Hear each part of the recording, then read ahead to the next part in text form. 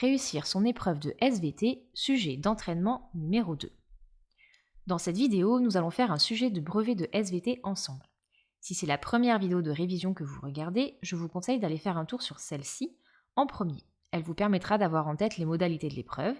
Vous y trouverez quelques conseils pour réviser grâce au Padlet en description, que voici à l'écran, et vous pourrez vous entraîner sur un premier sujet avec des conseils de méthode. Alors, suite aux commentaires que j'ai reçus sur la première vidéo de révision « Comment réussir son épreuve de SVT », voici donc un nouveau sujet d'entraînement.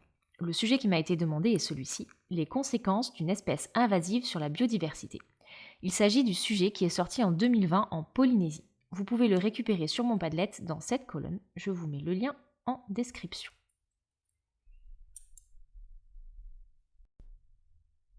Avant de continuer cette vidéo, je vous recommande de la mettre sur pause, d'imprimer le sujet, c'est quand même mieux que sur l'ordi pour pouvoir se mettre dans de réelles conditions.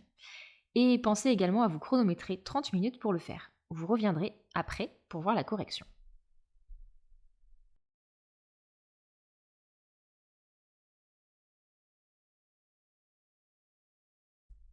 Un petit conseil avant de s'y mettre. Ce sujet est en apparence facile, mais c'est un piège. Gardez en tête que ce qui intéresse le correcteur, ce n'est pas seulement la réponse, c'est-à-dire le quoi en fait, c'est surtout le cheminement de votre pensée, le raisonnement qui vous a permis de trouver la réponse, plutôt le comment, et la façon dont vous arrivez à le présenter.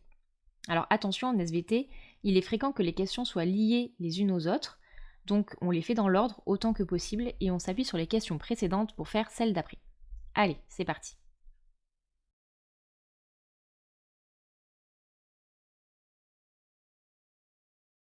Première étape, on doit commencer par survoler le sujet en repérant les documents. Donc ici, qu'est-ce qu'une espèce invasive?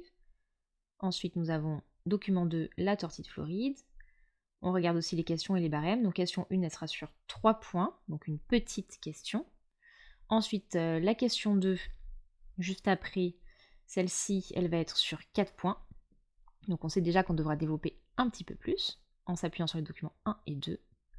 Puis on a un troisième document, quelques caractéristiques de la cistude et de la tortue de Floride, avec la question 3 sur 8 points qui fait référence uniquement au document 3, suivi d'un quatrième document, le 4, le principe de Gauss, avec une quatrième question qui sera sur 10 points, donc celle qu'il faudra détailler plus à partir des documents 3 et 4.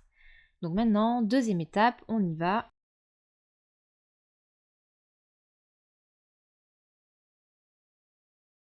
On lit les documents et on essaie de les comprendre. Donc une espèce invasive, aussi appelée espèce envahissante, est une espèce soit végétale, soit animale, introduite dans un nouveau milieu, volontairement ou non par l'humain, et qui devient nuisible pour les espèces locales.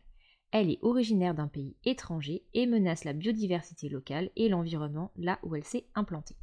Donc voici ce qui est dit de façon plus imagée. Les espèces envahissantes sont des espèces animales ou végétales introduites par l'humain en dehors de leur zone géographique habituelle. Une fois arrivées dans leur nouveau territoire, si les conditions sont favorables, elles s'installent et elles prolifèrent. Le changement climatique, par exemple, peut parfois aggraver le problème, car il peut accentuer leur impact sur le milieu naturel et favoriser leur implantation. En France, de nombreuses espèces ont trouvé des conditions propices à leur développement. C'est le cas du moustique tigre, de la tortue de Floride, de l'ambroisie, du rat noir, de l'iguane commun, de la liane papillon en outre-mer, et il y en a bien d'autres. Le problème, c'est qu'elles peuvent faire de gros dégâts. Elles menacent les espèces locales par compétition, en prenant leur nourriture, leur habitat, ou encore par prédation, c'est-à-dire carrément en les mangeant. Voyons à présent ce que raconte le document 2. Originaire des États-Unis, les tortues de Floride étaient une espèce vendue dans les jardineries, principalement dans les années 1970. Une fois relâchées dans la nature, les tortues se dirigeaient vers les étangs et les cours d'eau, et l'absence de prédateurs naturels leur permettait de se reproduire et de proliférer en Europe. La tortue de Floride est agressive. Elle menace la tortue européenne, la cistude, qui voit son territoire et le nombre de ses proies réduire progressivement. Alors reprenons un peu tout ça. Donc en fait, dans les années 1970, les tortues de Floride, attention elles viennent pas de Floride mais du Mississippi en réalité, ont été importées massivement d'Amérique par les animaleries et les jardineries d'Europe. Une mode a alors été entretenue pendant plus de 20 ans. Ces toutes petites tortues trop mignonnes, pas plus grosses qu'une pièce de 2 € à la naissance, étaient vendues en grande quantité. Et jusqu'en 1994, plus de 4 millions de tortues auraient été importées et vendues rien qu'en France. Le problème, c'est que les vendeurs peu scrupuleux omettaient de dire que ces toutes petites tortues grandiraient très vite pour atteindre 20 à 28 cm, taille de leur carapace, et plus de 3 kg. Pour les gens qui ont acheté ces tortues et leur ont préparé des tout petits aquariums adaptés à leur taille de bébé, ils se sont vite retrouvés dépassés. Ces tortues demandaient beaucoup d'espace, beaucoup d'entretien, elles étaient en plus agressives, et du coup, ils ne savaient plus quoi faire de ces tortues énormes qui vivaient plus de 40 ans. Les ramener aux animaleries peut-être, mais non en fait, impossible. Même eux n'en voulaient plus. Donc les gens se sont mis à relâcher ces tortues dans la nature. Et c'est là qu'elles se sont mis à proliférer et à piquer la nourriture de la tortue locale, qu'on peut voir ici, la cistude. Elles leur ont piqué également leur habitat en monopolisant les postes de basking, c'est-à-dire les postes intéressants pour se chauffer au soleil. Donc c'est devenu très vite catastrophique. Voilà pour les explications du document 2. Lisons à présent les questions. Donc la question 1, à partir du document 2, donnez le nom de l'espèce invasive et le nom de l'espèce menacée présentée. Et la 2, à partir du document 1 et 2, citez les éléments qui ont permis de classer une de ces espèces dans la liste des espèces invasives en France. Allons-y maintenant pour le document 3, quelques caractéristiques de la cistude et de la tortue de Floride. Donc nous avons un tableau avec une colonne pour la cistude et une colonne pour la tortue de Floride. Premier élément, le milieu de vie. Ce sont des zones humides, eaux stagnantes avec des marais et des étangs. On voit que c'est la même chose pour les deux tortues.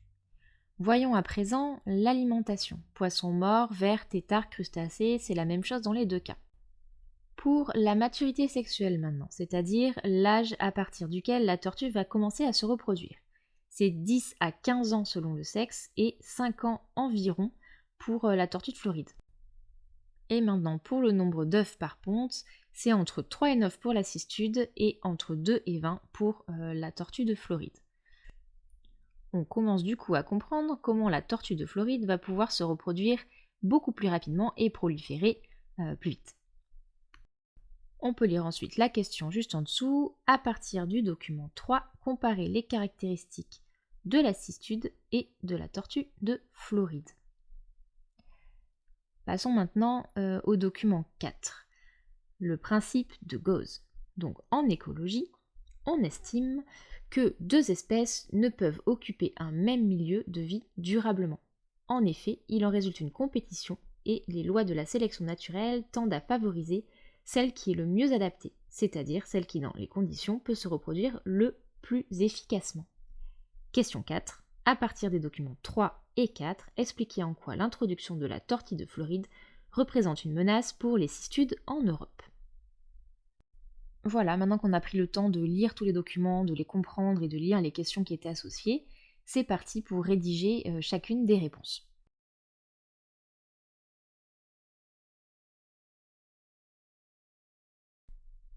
Donc on rappelle la question 1, à partir du document 2, donnez le nom de l'espèce invasive et le nom de l'espèce menacée présentée.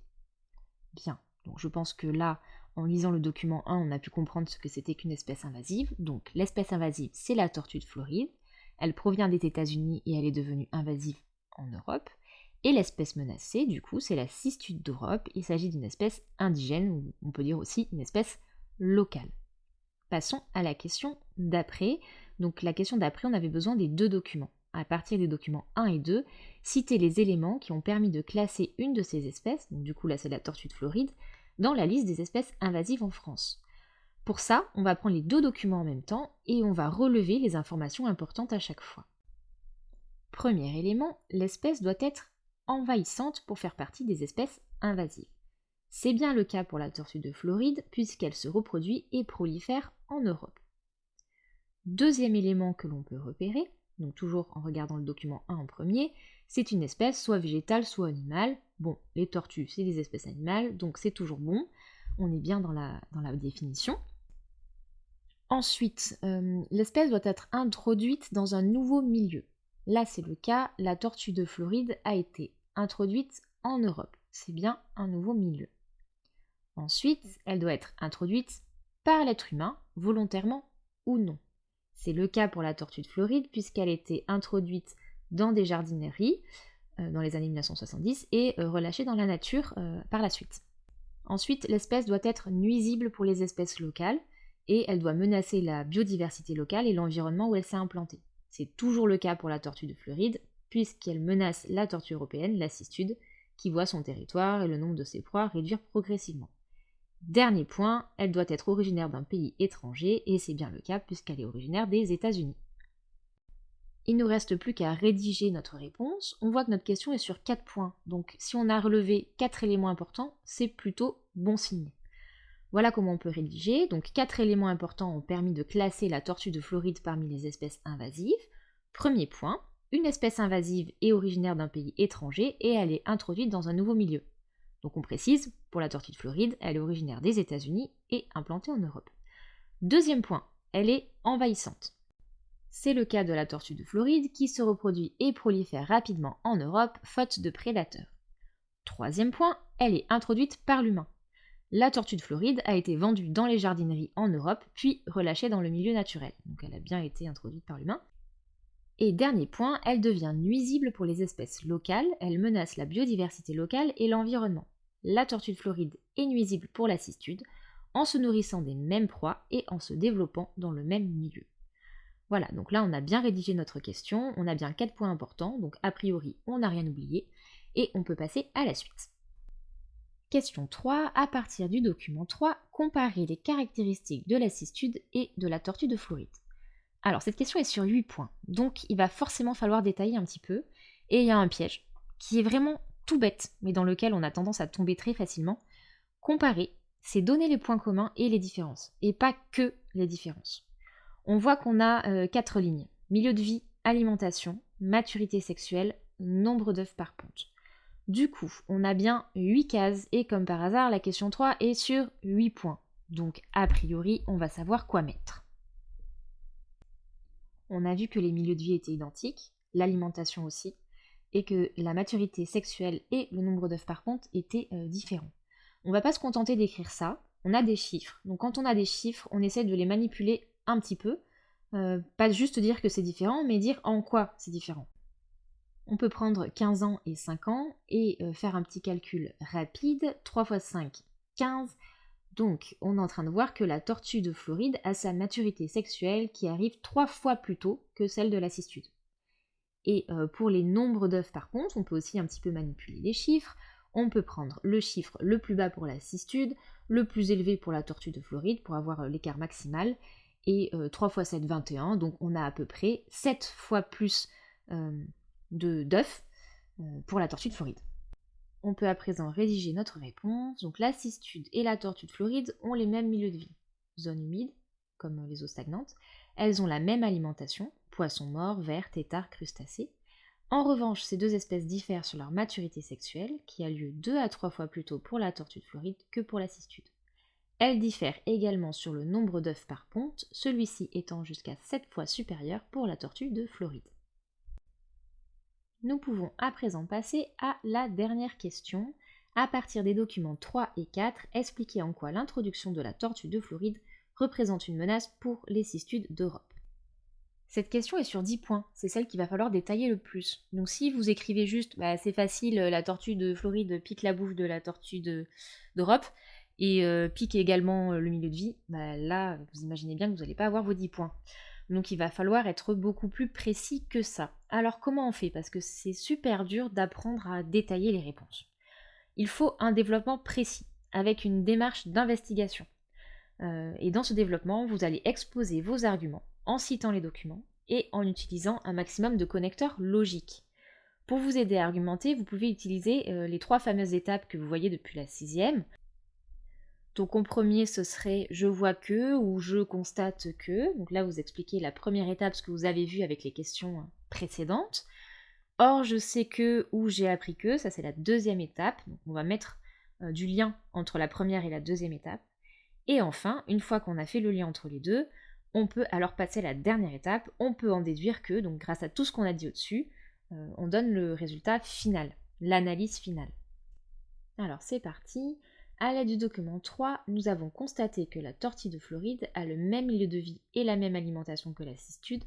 En revanche, sa maturité sexuelle est plus précoce et le nombre d'œufs par contre est plus élevé. Donc là, on a résumé ce qu'on a écrit dans la question précédente. On ne va pas tout remettre, ça sert à rien, mais on reprend les éléments essentiels pour pouvoir ensuite faire du lien avec avec ce que nous a appris le document 4. Donc le document 4 nous apprend que 2 espèces ne peuvent occuper le même milieu de vie durablement et que la sélection naturelle favorise l'espèce la mieux adaptée. Or, ces tortues sont en compétition à la fois pour le milieu et pour la nourriture, c'est ce qu'on a vu juste au-dessus. De plus, la tortue de Floride se reproduit beaucoup plus efficacement que la cistude, toujours ce qu'on a vu au-dessus. Elle n'a pas de prédateur naturel et elle est agressive, donc ça c'est ce qu'on a vu dans le document 2. On peut le rajouter, même si c'était pas demandé. Elle possède donc plusieurs avantages sélectifs, c'est par conséquent l'espèce la mieux adaptée au milieu. D'après le principe de Gauss, nous pouvons donc en déduire que la tortue de Floride représente une menace pour la cistude d'Europe. C'est une espèce invasive dangereuse qui risque d'éradiquer totalement la cistude si rien n'est fait pour la protéger.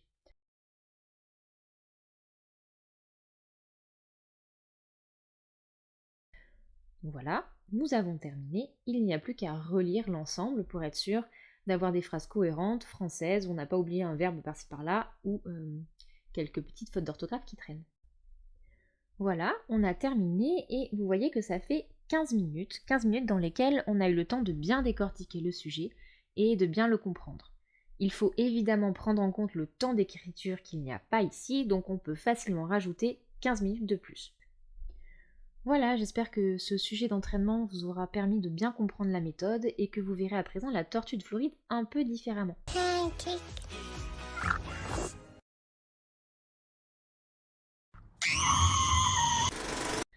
L'objectif ici était aussi de vous sensibiliser au problème des espèces invasives si vous n'en avez pas entendu parler avant. Voilà, n'hésitez pas à poser vos questions en commentaire et à voter pour le sujet d'entraînement d'après parmi ceux qui sont présentés sur le Padlet. Bon courage à tous pour vos révisions.